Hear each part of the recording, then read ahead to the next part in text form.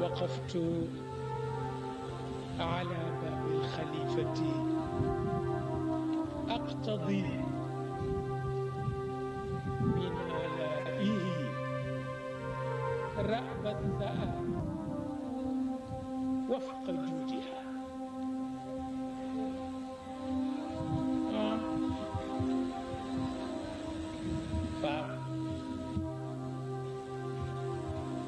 nama may te bu ma maye sama soxla nama maye na tabeem tol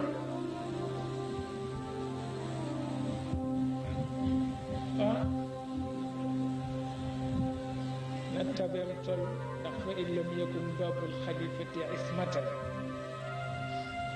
li nafsi fa in lam yakun باب الخليفة عصمة لنفسي فما معنى الرضا بوجودها؟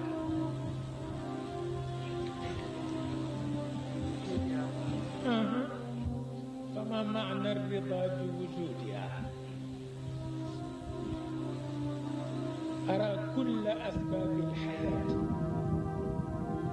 تقودني إليه بأموال لها وعقودها،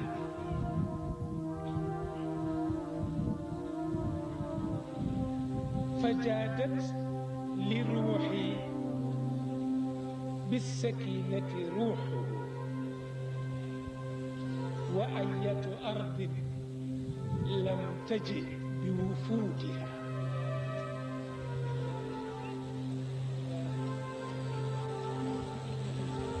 وجدتك شخصا لا يمل من الندى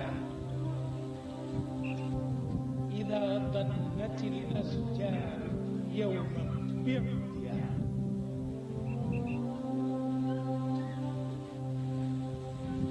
وكنت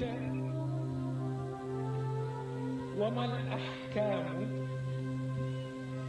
تنهاك لحظة عن اللطف لو أرضيتها بحدودها.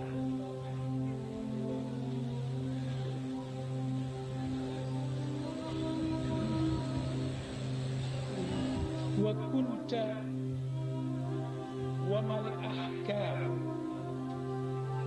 تنهاك لحظة عن اللطف لو أرضيتها بحدودها.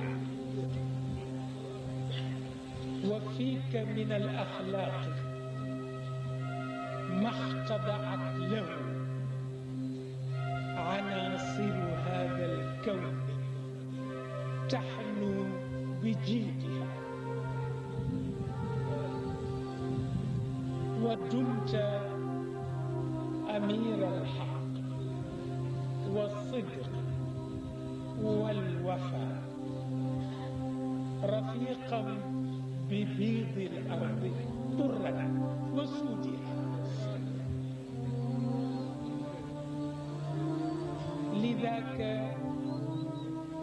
توسلنا إليك بكل ما أتتك السماء محتلة بسعودها.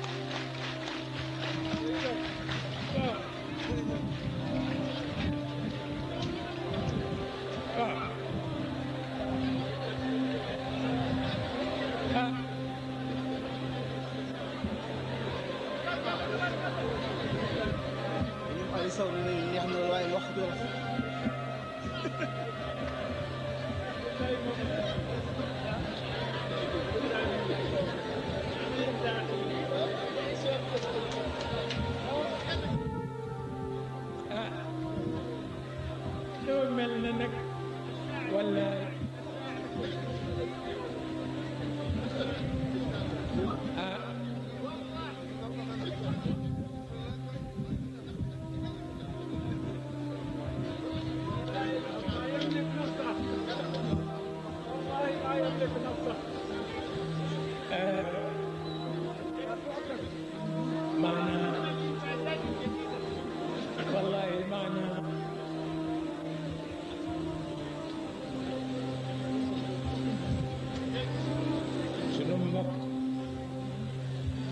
Sow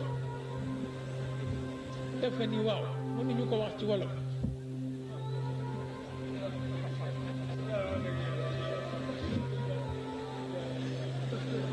xam naa su ma leen